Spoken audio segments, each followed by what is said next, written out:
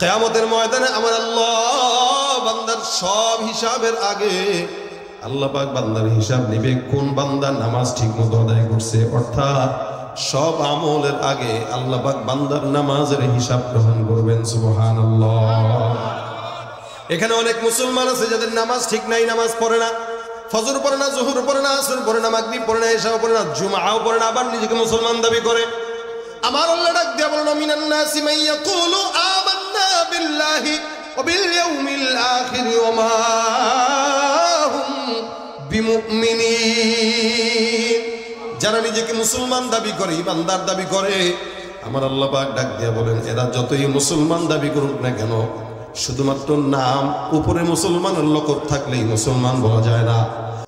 ওয়াইদা কামু ইলা সালাতি কামু কুসালা, এগুলো হলো আলসামি নামাজ। নামাজের মধ্যে দাঁড়ায় ওখানে নজর, ওখানে নজর, নিজের পকেটে নজর, সামনে জুতার দিকে নজর, মোবাইলের দিকে নজর।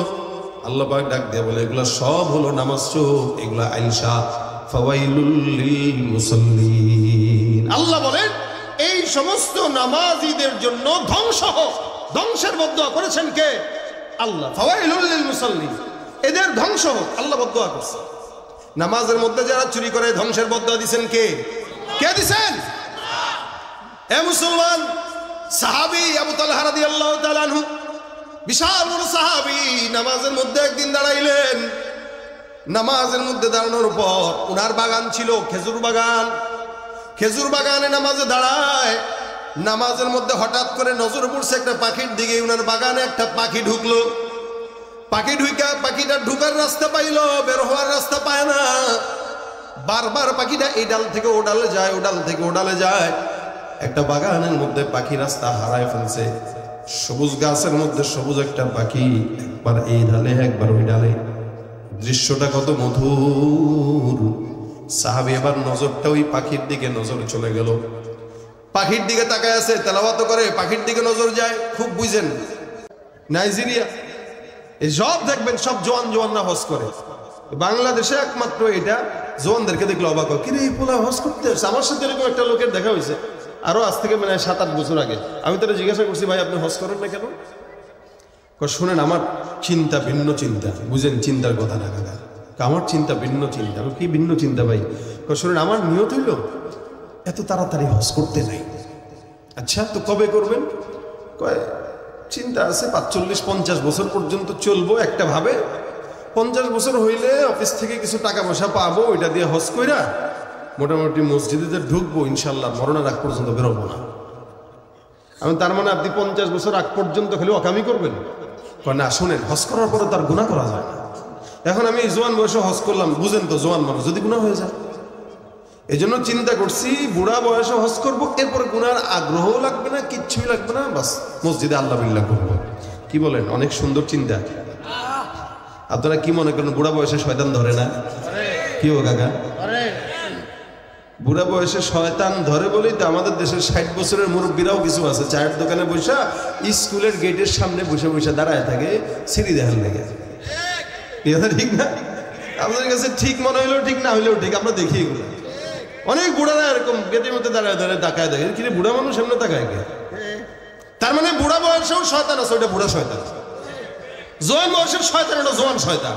প্রত্যেকটা বয়সের শয়তান আল্লাহ পাক দিয়ে রাখছে, যে তুই যেই বয়সেরই হোক তোর পিছনে একটা আছে। এই যে বললো 50 বছর পর্যন্ত ইবাদত করবে, এরপরে আর মানে 50 বছর পর্যন্ত গুনাহ করব, এরপরে আর কোনো গুনাহ করব না। আরে ও তো বুড়া বয়সে আরো বেশি গুনাহ করবে, কারণ ওর যৌবন বয়স থেকে তার নিয়ত খারাপ। এর কি চিন্তা দেখেন, 50 বছর বয়সে যায় গুনাহ হজ করব। এই জন্য নিয়ত করেন, জীবনটাকে যত যৌবন থাকবে তত বেশি ইবাদত করবেন। যৌবনের ইবাদত আলাদা, বুড়া বয়সের ইবাদত আলাদা। যৌবনের ইবাদতের দাম আল্লাহর কাছে বেশি, বুড়া বয়সের ইবাদতের দাম তেমন বেশি না। কারণ যৌবন বয়সে যে ইবাদতটা করা হয়, আল্লাহ রাসূল বলেন 7 প্রকার মানুষকে আল্লাহ পাক তার আরশের নিচে ছায়া দান করবেন। এর ভিতরে এক প্রকার তারা অশাবুন নাশাআ ফি ইবাদাতিল্লাহি তাআলা, ওই সমস্ত যুবক যারা তাদের যৌবন বয়সটাকে আল্লাহর ইবাদতে কাটাইছে। কারণ কি জানেন, যৌবন বয়সে সেজদা দেওয়া যায় একদম প্রপারলি, রুকু দিবেন ঠিকঠাক, উঠবেন কাটসিট। আর বুড়া বয়সে সেজদা দিতে গেলে ও গেছে, কট করে আওয়াজ হয়। এবং উজু করতে গেলে এক অজুতে 3 বার উজু পানি চেঞ্জ করা লাগে। কেন জানেন? ওই হাতটা নিচে, মুখটা ধুইছে, নাকে পানি দিবে, ফস উজু শেষ। কেউ আপনারা বোঝেন নাই মতো হয় না? নাতিরে কইল, এই নাতি, দাদা গো আরেক বদনা পানি দি। দাদা এক নাতি কয়, কি ব্যাপার, একটু মাত্র দিলাম। কই গেছে গা, আবার পানি দিল। এবার মোটামুটি মাথা মাসে টাসে কইরা পাটা ধুইতে যাবে, যে পেটে চাপ লাগছে। নাতিরে কয়, নাতি গো আরেকটা পানি দিবি? দাদা এত হস হইলে হয়? আমার যেমন হস হয়েছে তোরও হস হবে। কি হবে না? সবারই হবে। আর যৌবন বয়সের ইবাদত, এসা আসরের ওযু করবেন ইনশাআল্লাহ, এশার নামাজ পড়বেন, ওযু ভাঙবে। এই জন্য আল্লাহ পাক বলেন, আল্লাহ নবী বলেন, যৌবন বয়সের ইবাদত আল্লাহর কাছে এত পছন্দের, আল্লাহ ওই যুবকদেরকে আল্লাহ পাকের আরশের নিচে কিয়ামতের ময়দানে, যেদিন সূর্য থাকবে 1 বিঘা উপরে মাথার উপরে, ওই দিন আল্লাহ পাক বান্দাকে আদর করে কোলে নিয়ে সুন্দর করে মাওলার আরশের নিচে বসায় দিবেন। তুই এখানে রেস্ট নে, সুবহানাল্লাহ করে কোন। এই জন্য আল্লাহ পাক রব্বুল আলামিন বলেন, ইন্নাস সালাতা তানহা আনিল ফাহশাই ওয়াল মুনকার। নিশ্চয়ই নামাজ বান্দাকে যাবতীয় সব গুনাহ থেকে হেফাজত করে। নামাজ এমন একটা ইবাদত, যে ইবাদতের ব্যাপারে আল্লাহ পাক এই কথা বলেন, নবী বলেন, উম্মত দান করবা, এটার ব্যাপারে আল্লাহ পাক রব্বুল আলামিন হিসাব নিবে, তবে পরে যাকাত দিবা, হিসাব নিবে পরে মানুষের সঙ্গে ভালো ব্যবহার করবা, হিসাব নিবে পরে। আল্লাহ নবী ডাক দেয়া বলেন, আউয়ালু মা ইউহাসাবু বিহিল আবদু ইয়াউমাল কিয়ামাতিস সালাহ। কিয়ামতের ময়দানে আমার আল্লাহ বান্দার সব হিসাবের আগে আল্লাহ পাক বান্দার হিসাব নিবে কোন বান্দা নামাজ ঠিকমতো আদায় করছে। অর্থাৎ সব আমলের আগে আল্লাহ পাক বান্দার নামাজের হিসাব গ্রহণ করবেন। সুবহানাল্লাহ। এখানে অনেক মুসলমান আছে যাদের নামাজ ঠিক নাই, নামাজ পড়ে না, ফজর পড়ে না, জোহর পড়ে না, আসর পড়ে না, মাগরিব পড়ে না, ইশাও পড়ে না, জুমআও পড়ে না, আবার নিজেকে মুসলমান দাবি করে। আমার আল্লাহ ডাক দিয়া বলেন, মিনান নাসি মান ইয়াকুলু আমান্না বিল্লাহি ওয়া বিল ইয়াউমিল আখির ওয়া মা হুম বিমুমিনিন। যারা নিজেকে মুসলমান দাবি করে, ইমানদার দাবি করে, আমার আল্লাহ পাক ডাক দিয়া বলেন, এরা যতই মুসলমান দাবি করুক না কেন, শুধুমাত্র নাম উপরে মুসলমানের লকব থাকলেই মুসলমান বলা যায় না। আমাদের এদেশে অনেক নেতাদেরকে আমরা, যারা গিয়েছে ওদিকে চলে গেছে, যারা এদের কথা বলতেছি, এরা ওদিকে চলে গেছে, যারা অনেকে বলতো স্টেজে উঠে, ভাই আমি 80 রাকাত তাহাজ্জুদ পড়ছি। কি বলেন? আবার অনেকে বলতো ঘুম থেকে উঠাই যায় নামাজ খুঁজি, এদিক দিয়ে ঘুম থেকে উঠা যায় নামাজ খোঁজার কথা কয়, ওদিক দিয়ে আলেমদেরকে বইরা বইরা জেলখানা নিয়ে পৌঁছায়। এই জন্য নামে মুসলমান মুসলমান নয়, কামের মুসলমান বড় মুসলমান। চেহারা দেখলেই বোঝা যাবে মুসলমান, চেহারা দেখলেই বোঝা যাবে বেঈমান। আমার আল্লাহ পাক ডাক দিয়া বলেন, সীমাহুম ফি উজুহিহিম মিন আথারিস সুজুদ। ইমানদারের চেহারার ভিতরে সিজদার দাগ দেখা যাবে, ইমানদারের চেহারার ভিতরে সিজদার আলামত দেখা যাবে। যার আলামত নাই, সিজদার আলামত নাই, যতই বলুক আমি নামাজি, যতই বলুক আমি দানবীর, যতই বলুক আমি ইমানদার, আমার আল্লাহ ডাক দিয়া বলেন, ওয়া মা হুম বিমুমিনিন। একজন ইমানদার নয়, সব হলো বেঈমান মুনাফিক। ঠিক কিনা? তুমি রমজান এলে রাখো না রোজা, দিনকে করো আঘাত, পয়সা কড়ির নেই তো অভাব, দাও না তো যাকাত। ঠিক কিনা? তুমি রমজান এলে রাখো না রোজা, দিনকে করো আঘাত, পয়সা কড়ির নেই তো অভাব, দাও না তো যাকাত। তুমি ইমানদারির বড়াই করো, নেই তোমার ইমান, তুমি ইমানদারির বড়াই করো, নেই তোমার ইমান। তুমি কেমন মুসলমান, তুমি কেমন মুসলমান? ঠিক না? নামাজের সাথে নাই পরিচয়, মানো না কোরআন। নামাজের সাথে নাই পরিচয়, মানো না কোরআন। তুমি কেমন মুসলমান, তুমি কেমন মুসলমান? তুমি নবীর উম্মত দাবি করো, সুন্নাহ মানো না, নবীর অপমানে তোমার হৃদয় কাঁদে না। তুমি নবীর উম্মত দাবি করো, সুন্নাহ মানো না, নবীর অপমানে তোমার হৃদয় কাঁদে না, তুমি বিজাতীয় সংস্কৃতিতে সপেছ পরাণ, তুমি বিজাতীয় সংস্কৃতিতে সপেছ পরাণ। তুমি কেমন মুসলমান, তুমি কেমন মুসলমান? মুসলমান হলে নামাজ দরকার আছে না নাই? নামাজ কায়েম করব না আদায় করব? বলেন জোরে, কি করব? কায়েম মানে প্রতিষ্ঠা। প্রতিষ্ঠা যখন হয়ে যায় তখন ঘরেও নামাজ হয়, বাইরেও নামাজ হয়, সংসারেও নামাজ হয়, সংসদেও নামাজ হয়, বাবাও নামাজ পড়ে, সন্তানও নামাজ পড়ে, বিবিও নামাজ পড়ে। আমাদের দেশের অনেক ইমানদাররা আছে নিজের তবলিগে যায়, নিজে নামাজ পড়ে, লেকিন সন্তান গাঁজা খায়। নিজে তবলিগে যায়, সন্তান, নিজের বউ পর্দায় করে না, নিজে নামাজ পড়ে, সব করে, কিন্তু ঘরের মধ্যে নামাজই একটাও নাই। ওই যে আদায় আছে, প্রতিষ্ঠা নাই। এই কারণে আমার আল্লাহ পাক ডাক দেয়া বলেন, আল্লাযীনা ইউকিমুনাস সালাহ, তোমরা নামাজ প্রতিষ্ঠা করো। বান্দা নামাজ প্রতিষ্ঠা করবে। আল্লাহ পাক রব্বুল আলামিন বলেন, সব নামাজি কিন্তু জান্নাতি না, সব নামাজি কিন্তু নামাজি না। কিছু নামাজি আছে যারা নামাজ নিজের জন্য পড়ে না, ভোট পাওয়ার জন্য পড়ে। আমাদের দেশে যখন ভোটের সময় আসে অধিকাংশ নেতা কর্মীরা ভোটের জন্য নামাজ আদায় করে, ঠিক কিনা? আবার অধিকাংশ ব্যবসায়ীরা আছে নামাজের মধ্যে দেখবেন দোকানেরও হিসাব মিলায়, অর্থাৎ নামাজের মধ্যে দাঁড়ায় ওই চিন্তা। মসজিদের ভিতরে গেছে, এগুলো হলো আলসামি নামাজ। আমার আল্লাহ ডাক দেয়া বলেন, ওয়াইদা কামু ইলাস সালাতি কামু কুসালা ইরাউনান নাস ওয়ালা ইয়াযকুরুনাল্লাহা ইল্লা কলিলা। আল্লাহ পাক ডাক দেয়া বলেন, এমন এমন কিছু মুসলমান থাকবে যারা নামাজ পড়বে না, তবে তুমি যদি তাদেরকে নামাজের মধ্যে দেখো পয়গম্বর, দেখবা তারা আলসামি নিয়ে নামাজ পড়ে। নামাজে পড়ে দিক দেয়া মশাও মারে, হ্যাঁ, নামাজ পড়ে, মসজিদে নামাজ পড়তে দাঁড়াইছে, মনে করেন ইমাম সাহেব সুন্দর করে তেলাওয়াত করে, তেলাওয়াত যদি একটু লম্বা হয় পিছন থেকে যক্ষা রোগী দেখা দেয়। কথা বুঝেন নাই? রমজান মাসে এগুলো বেশি হয়। তারাবির কোন মসজিদে যদি হাফেজ সাহেব একটু বেশি দ্রুত পড়ে, আরে বাপরে বাপ ভাই, একের হাফেজ রে, আরে কঠিন হাফেজ ভাই। কি খালি সূরা ফাতিহা আলহামদুলিল্লাহ বোঝা যায়, আল্লাহর সাথে আলামুন বোঝা যায়, কিচ্ছু বোঝা যায় না। কি যে পড়ে বেটা, 2 মিনিটে 2 রাকাত শেষ, 20 রাকাত 20 মিনিটে। আর ওই মসজিদে গেছিলাম, আরে বাইরে যেমন হলো, এটা কোনো হাফেজ না, হাফেজের কাতারে পড়ে। এক আয়াত পরে তো পড়ে না, উঠছে আমি ভালো করে দেবেন।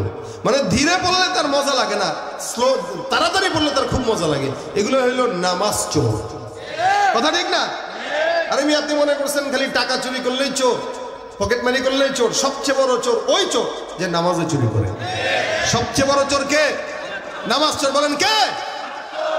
নামাজের মধ্যে দাঁড়াইছে, ইমাম সাহেব লম্বা তেলাওয়াত করে, পিছনে যক্ষা রোগী খালি উক্কুর উক্কুর কাশি দেয়। আর যদি নামাজের মধ্যে দাঁড়ায়, দেখবেন এক নামাজে দাঁড়াইছে, সুন্দর করে তেলাওয়াত করে, আলহামদুলিল্লাহ রাব্বিল আলামিন আর রহমানির রহিম মালিক ইয়াউমিদ্দিন। হুট করে নামাজের সামনে নজর গেছে, এবার তেলাওয়াত করতেছে কি? নামাজের সময় মোবাইল বন্ধ রাখুন, ইন্নালিল্লাহ, এই মোবাইলটা খোলা আছে, এই নামাজের ভিতরে হচ্ছে। আর মসজিদগুলো সামনে সব ক্যালেন্ডার যা আছে এগুলো সামনে দিয়ে দেয়। নামাজের ভিতরে দাঁড়াইলে চোখটা যায় ক্যালেন্ডারের মধ্যে। নামাজে দাঁড়া পরে নামাজের সময়সূচি, আচ্ছা ফজর নামাজ কয়টায় দেখি তো, আচ্ছা ঠিক আছে, ইহদিনাস সিরাতাল মুস্তাকিম সিরাতাল লাযীনা আন'আমতা আলাইহিম গায়রিল মাগদুবি আলাইহিম ওয়ালাদ-দাল্লিন। শেষ হয়েছে সূরা ফাতিহা। এবার পাশে তাকায় দেখে লালবাতি জ্বলাকালীন সুন্নতের নিয়ত করা নিষেধ। এই সব বসে বসে নামাজে পড়তেছে। ওয়াইদা কামু ইলাস সালাতি কামু কুসালা, এগুলো হলো আলসামি নামাজ। নামাজের মধ্যে দাঁড়ায় ওখানে নজর, ওখানে নজর, নিজের পকেটে নজর, সামনে জুতার দিকে নজর, মোবাইলের দিকে নজর। আল্লাহ পাক ডাক দিয়ে বলে, এগুলো সব হলো নামাজ চোর, এগুলো আলসা। ফাওয়াইলুল লিল মুসাল্লিন। আল্লাহ বলেন, এই সমস্ত নামাজীদের জন্য ধ্বংস হোক। ধ্বংসের বদদুয়া করেছেন কে? আল্লাহ। ফাওয়াইলুল লিল মুসাল্লিন, এদের ধ্বংস হোক, আল্লাহ বদদুয়া করছে। নামাজের মধ্যে যারা চুরি করে ধ্বংসের বদদুয়া দিবেন কে? কে দিবেন? এ মুসলমান, সাহাবী আবু তালহা রাদিয়াল্লাহু তাআলা আনহু, বিশাল বড় সাহাবী, নামাজের মধ্যে একদিন দাঁড়াইলেন। নামাজের মধ্যে দাঁড়ানোর পর উনার বাগান ছিল, খেজুর বাগান। খেজুর বাগানে নামাজে দাঁড়ায়, নামাজের মধ্যে হঠাৎ করে নজর পড়ছে একটা পাখির দিকে। উনার বাগানে একটা পাখি ঢুকলো। পাখিটা ঢুকার রাস্তা পাইলো, বের হওয়ার রাস্তা পায় না। বারবার পাখিটা এই ডাল থেকে ও ডালে যায়, ও ডাল থেকে ও ডালে যায়। একটা বাগানের মধ্যে পাখি রাস্তা হারায় ফেলছে। সবুজ গাছের মধ্যে সবুজ একটা পাখি, একবার এই ডালে একবার ওই ডালে। দৃশ্যটা কত মধুর। সাহাবী এবার নজরটা ওই পাখির দিকে নজর চলে গেল। পাখির দিকে তাকায় আছে, তেলাওয়াত করে, পাখির দিকে নজর যায়। খুব বুঝেন আমাদের নামাজে তাদের নামাজের মধ্যে পার্থক্য কোন জায়গায়। তাকায় দেখেন সাহাবী নামাজ আদায় করে আর বারবার নজর চলে যায় এদিকে একবার ওদিকে একবার। হঠাৎ করে নামাজটা ভাঙলেন, নামাজ শেষ করলেন, করার পরে পয়গম্বরের কাছে যায় ডাক দেয়া বলেন, ইয়া রাসূলুল্লাহ, আমি নামাজের মধ্যে দাঁড়াইলাম, আমার বাগানের মধ্যে একটা পাখি প্রবেশ করলো। এই পাখিটা ঘরে ঢুকলো, বাগানে ঢুকলো, কিন্তু বের হওয়ার রাস্তা খুঁজে পায় না। আমার নজরটা নামাজের মধ্যে পাখির দিকে চলে গেছে। আমার নামাজের মধ্যে খুশু নষ্ট হয়ে গেছে। রাসূল, যেই বাগানের কারণে পাখি ঢুকলো, পাখির কারণে নামাজ নষ্ট হইল। আল্লাহর রাসূল, আল্লাহর কসম ওই বাগান আমার দরকার নেই। ইয়া রাসূলুল্লাহ, যেই বাগান আমার নামাজের খুশু নষ্ট করে, ওই বাগানটা আল্লাহর রাস্তায় আপনি নবীর কাছে দান করে দিলাম। দিবেননি আপনি? আমি জুতাটা 5 টাকার জুতা একটা কিনা ওখানে বাক্সে রাখছে, 14 বার টাকা। এর জুতা আসেনি। এই হলো নামাজ আমাদের। সাহাবীদের নামাজের হাল দেখেন। নবী করিম সাল্লাল্লাহু আলাইহি ওয়াসাল্লাম নামাজ পড়ছেন, সাহাবীরা নামাজ পড়ছেন। ওই যে ঘটনা আছে, নামাজের মধ্যে তীর ঢুকে গেল, তীরটা টেনে বার করবে, কষ্ট পায়, নামাজে দাঁড়া করায় দাও। নামাজে দাঁড়া করায় দিছে, তার দিয়া খুলে ফেলছে টান দিয়া। নামাজের পর ডাক দেয়া বলে, তোমার পায়ের তীর কোথায়? বলে, এই যে আছে তো। কই দেখো। তাকে দেখে তীর নাই। কি ব্যাপার, তুমি ব্যথা পাও নাই? সাহাবী ডাক দেয়া কয়, আল্লাহর কসম, নামাজের কোরআন তেলাওয়াতে এত মগ্ন ছিলাম, তীর কখন বের হইছে খেয়ালও করতে পারি না। এটা হলো ইবাদত। নবী করিম সাল্লাল্লাহু আলাইহি ওয়াসাল্লাম একদিন নামাজ আদায় করেন, নামাজ পড়তেছেন। সাহাবা আজমাইন রাসূলের নামাজ লক্ষ্য করতেন, পিছন থেকে পয়গম্বরের দিকে নজর দিতেন। রাসূল কেমনে নামাজ পড়ে এটা দেখতেন, সাহাবারা পিছন থেকে। এটাও ছিল তাদের ইবাদত। আল্লাহর নবী নামাজ পড়া অবস্থায় কি যেন এরকম ধরতে যায়, দাড়ি মুবারক দিয়ে মুখ দিয়ে একটু সামনে আগায়। সাহাবা আজমাইন পিছন থেকে তাকায়, নামাজের পরে ডাক দিয়ে বলেন, ইয়া রাসূলুল্লাহ, নামাজের মধ্যে আপনাকে কি যেন ধরতে যান দেখলাম। নবী বলেন, বুঝলা কেমনে? সাহাবা আজমাইন ডাক দিয়ে বলেন, পয়গম্বর, বিতাহরিকিল লিহিয়া, দাড়ি মুবারক নড়াচড়া করার কারণে আমরা আপনাকে বুঝলাম আপনি নামাজে কিছু খাইতেছেন। নবী আমার ডাক দেয়া বলেন, সাহাবা আজমাইনের দল, আমি নামাজে যখন দাঁড়াইলাম, আমি নামাজের মধ্যে কোরআন তেলাওয়াত করতেছি, আলহামদুলিল্লাহি রাব্বিল আলামিন আর রহমানির রহিম, এক আয়াত করে 2 আয়াত করে সামনের দিকে আমি নজর দিয়া পড়ি। আমি নামাজের ভিতরে দেখলাম আল্লাহ পাক রব্বুল আলামিন জান্নাতের আঙ্গুরের ঠোকার নিয়ামত আমি পয়গম্বরের মুখের সামনে তুলে ধরেছে। নামাজের মধ্যে আমার জান্নাতের নিয়ামত আসে, আমি চিন্তা করি ধরবো কি ধরবো না। আমি ভাবলাম না, জান্নাতের নিয়ামত ধরা যাবে না, এই জন্য একবার সামনে একবার পিছনে। এই সাহাবা আজমাইনের দল নামাজ যদি পড়া লাগে এমন ভাবেই পড়ো। হাদিসে জিবরিলের ভিতরে বর্ণনা আছে, জিবরিল আমিন সুন্দর করে পয়গম্বরের কাছে আসলেন, প্রশ্ন করলেন অনেকগুলো। এর ভিতরে একটা প্রশ্ন রাসূলকে ডাক দিয়া বলেন, মাল ইহসান ইয়া রাসূলুল্লাহ, ইহসান কি জিনিস? পয়গম্বর বর্ণনা করেন। আল্লাহর নবী বলেন, আনতা বুদাল্লাহা কাআন্নাকা তারাহু ফাইন লাম তাকুন তারাহু ফাইন্নাহু ইয়ারাক। এ সাহাবা একরাম শুনে রাখো, কেমনে ইখলাস বলে, তাকওয়া কাকে বলে শুনে রাখো। ইবাদত যখন করবা, জিকির যখন করবা, নামাজ যখন পড়বা, দান যখন করবা, আল্লাহর সামনে দাঁড়াইবা, নামাজে বান্দা আল্লাহর সামনে দাঁড়াও, ইবাদত করো, এমন ভাবে ইবাদত করো, আনতা আবুদাল্লাহা কাআন্নাকা তারাহু, এমন ভাবে তুমি ইবাদত করো যেন তুমি তোমার আল্লাহকে দেখো। এ মুসলমান, আমাদের চর্ম চোখে মাওলাকে দেখা সম্ভব নয়। আল্লাহ নবী ডাক দেয়া বলেন, তাকওয়া এমন একটা জিনিস, বান্দা ইবাদতের মধ্যে আল্লাহকে দেখতে পায়। কাকে? যদি আপনার আমার চক্ষু আল্লাহকে দেখার মতো না হয়, আল্লাহ নবী ডাক দেয়া বলেন, তুমি যদি আল্লাহকে দেখতে না পাও তবে এমন ভাবে নামাজ আদায় করো, ফাইন লাম তাকুন তারাহু ফাইন্নাহু ইয়ারা, এমন খেয়াল রাখো যেন তুমি তোমার আল্লাহকে না দেখলেও তোমার মাওলায় তোমারে দেখে। কে দেখে? কে দেখে? নামাজে দাঁড়াবো দেখবেন আল্লাহ, দান করবো দেখবেন আল্লাহ, জিকির করবো দেখবেন আল্লাহ, মানুষকে সহায়তা করব দেখবেন আল্লাহ। আল্লাহ নবী বলেন ফাইল্লাম তাকুন তারাহু ফাইন্নাহু ইয়ারাক। এমন ভাবে ইবাদত করো যেন তোমার আল্লাহ মাওলা তোমাকে দেখে। নামাজটা এমন একটা ইবাদত যে ইবাদতে বান্দা আল্লাহর সঙ্গে মুআমালা হয়। আমার আল্লাহ রাখ দেয়া বলেন ওয়াসজুদ ওয়াকতারিব, বান্দা সিজদা যত দিবা আল্লাহর নিকটবর্তী ততই হবা। সুবহানাল্লাহ। সিজদা একমাত্র ইবাদত যে ইবাদতের মাধ্যমে বান্দা আল্লাহর নিকটবর্তী হয়, এছাড়া অন্য কোনো ইবাদত নাই। এ মুসলমান নবীর উম্মত, আল্লাহ পাক রব্বুল আলামিন বান্দাকে এমন একটা, আপনাকে আমাকে এমন একটা উপহার দিয়েছেন। আমার আল্লাহ পাক রব্বুল আলামিন বলে, হে মুসা পয়গম্বর, তোমার সঙ্গে আমি আল্লাহ নিয়মিত কথা বলি না। সপ্তাহে নির্দিষ্ট টাইম আছে, নির্দিষ্ট টাইমে আল্লাহ পাক মুসা পয়গম্বরের সঙ্গে কথা বলতেন। আমার আল্লাহ ডাক দিয়া বলেন, মুসা, কিন্তু আমি এমন একটা জাতি বানাবো, আমি এমন একটা দল বানাবো, যেই মানুষরা, যেই জাতিরা আমি আল্লাহর সঙ্গে মাধ্যম নয়, সরাসরি আল্লাহর সঙ্গে বান্দা কথা বলবে। সুবহানাল্লাহ, সুবহানাল্লাহ। আল্লাহ কয়, আল্লাহ নবী কয়, আল্লাহ ওই বান্দা কারা? আল্লাহ পাক বলেন, এই মুসা পয়গম্বর শুনো ভাই, খুব মনোযোগের সঙ্গে শুনেন। আল্লাহ পাক ডাক দিয়া বলেন, মুসা, আমি আল্লাহ শেষ জামানা আখেরি নবীর উম্মতকে পাঠাবো। তোমার সঙ্গে আমি আল্লাহ নির্দিষ্ট টাইমে কথা বললেও ওই শেষ জামানার পয়গম্বরের উম্মত যারা থাকবে, ওরা যখন নামাজে দাঁড়াবে তখন আমি আল্লাহ তাদের মাঝখানে কোনো পর্দা থাকবে না, সরাসরি বান্দার সঙ্গে কথা বলবে।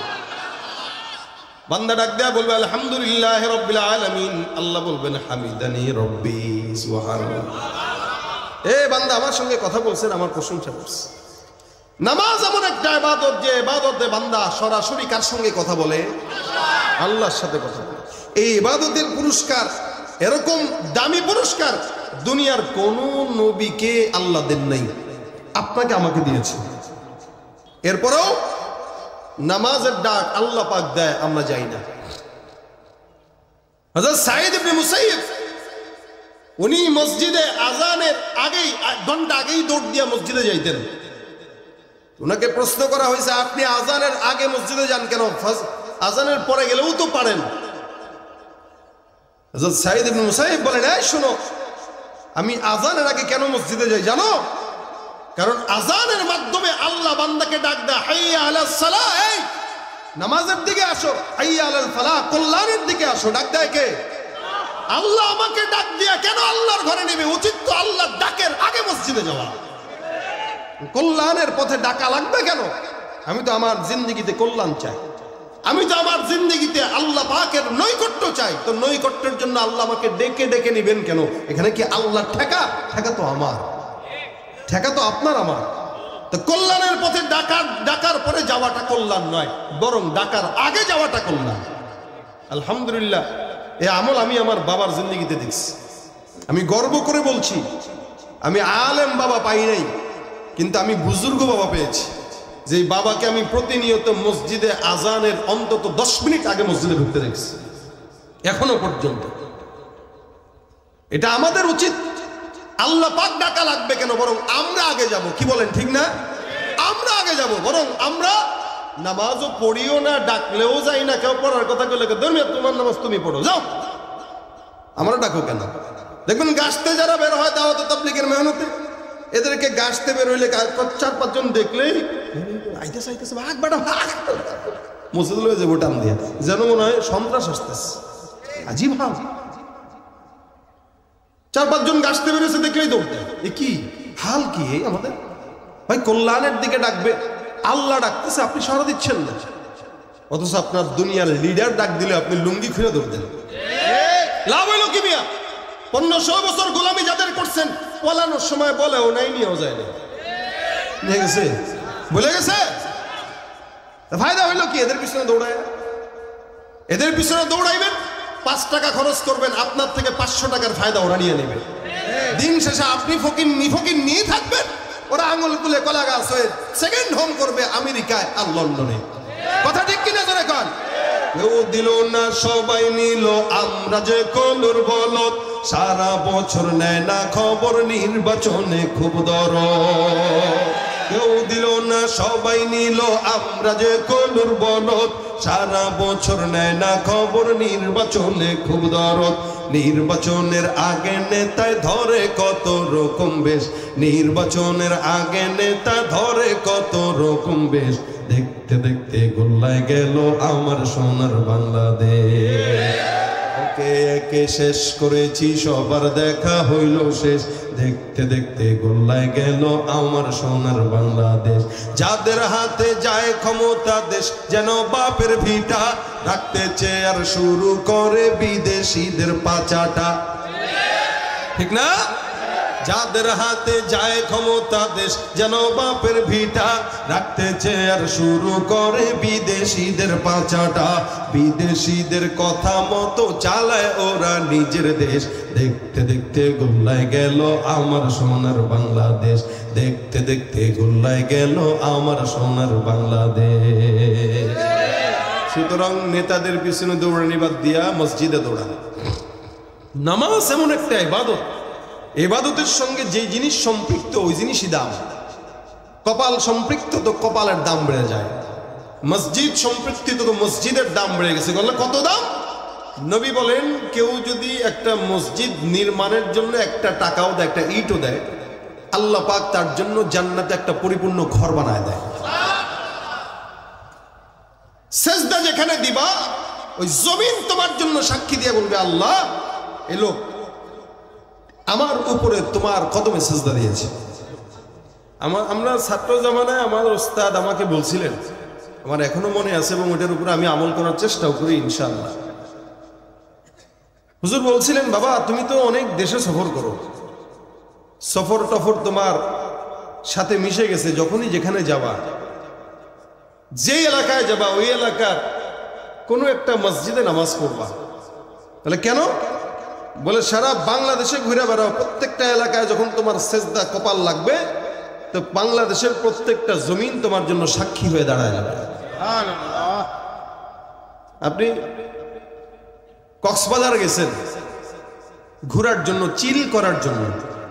এই যে ডিসেম্বর জানুয়ারিতে আমাদের দেশের যুবকেরা কক্সবাজার দৌড়ায়, সমুদ্র দেখে পাহাড় দেখে উচিত ছিল আল্লাহর শুকরিয়া করা, কিন্তু ওরা সমুদ্র আর পাহাড় দেখে আরো বেশি উচ্ছৃঙ্খল হয়।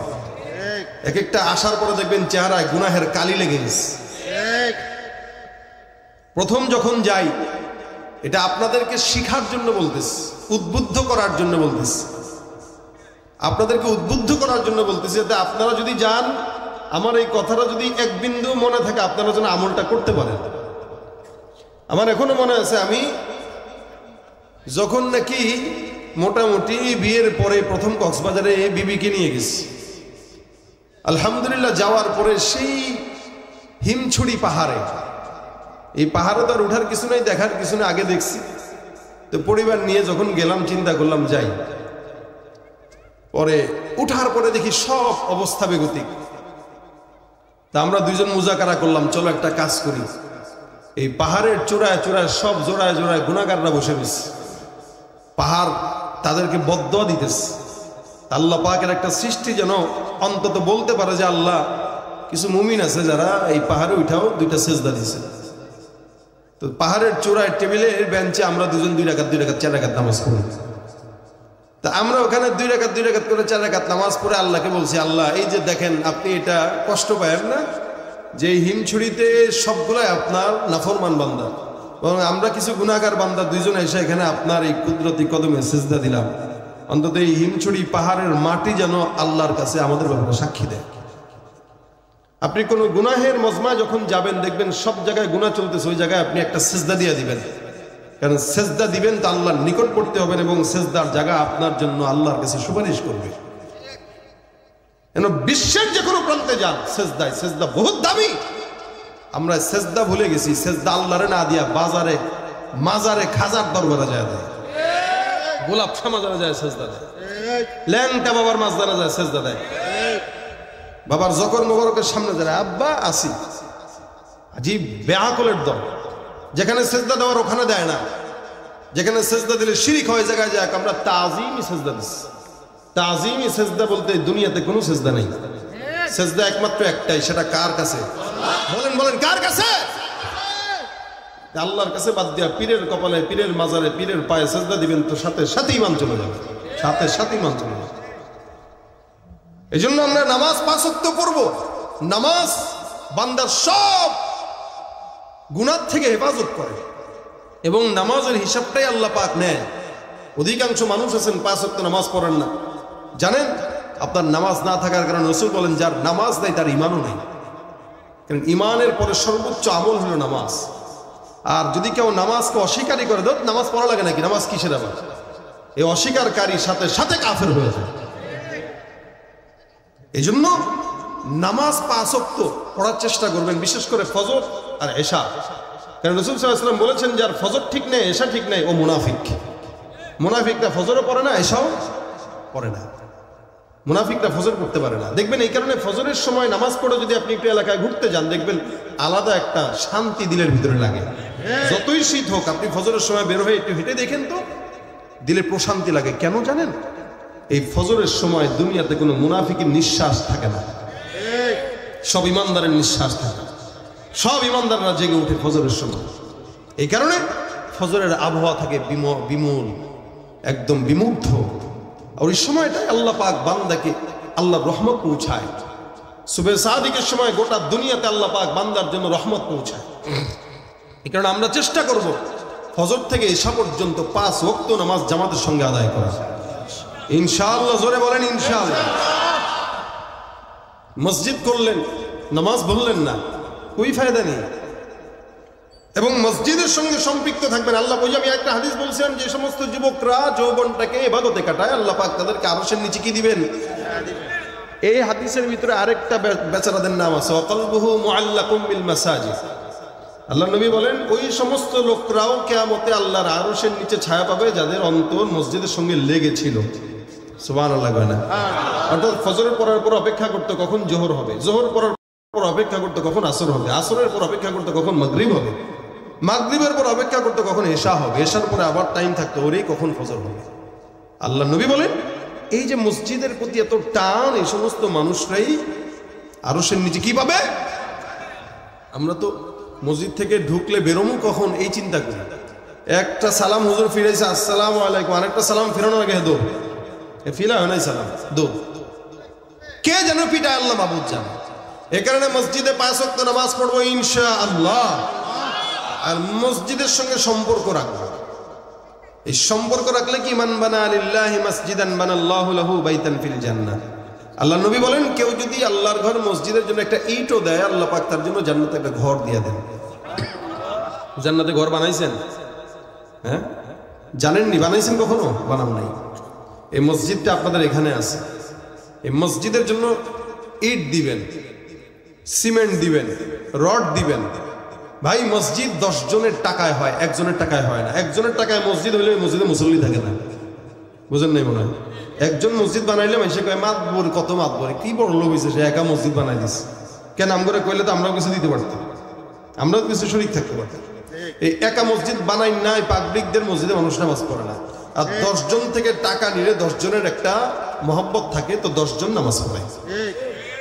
এলাকায় অনেক বড় লোক মানুষ আছে যারা একটা মসজিদ একা বানানোর যোগ্যতা রাখে, কি ঠিক না? কয় লাখ টাকা লাগে? 15 লাখ টাকা লাগবে। 15 লাখ টাকা দেওয়ার মতো লোকের অভাব নাই, কিন্তু একজন মসজিদ বানাইতে হয় না।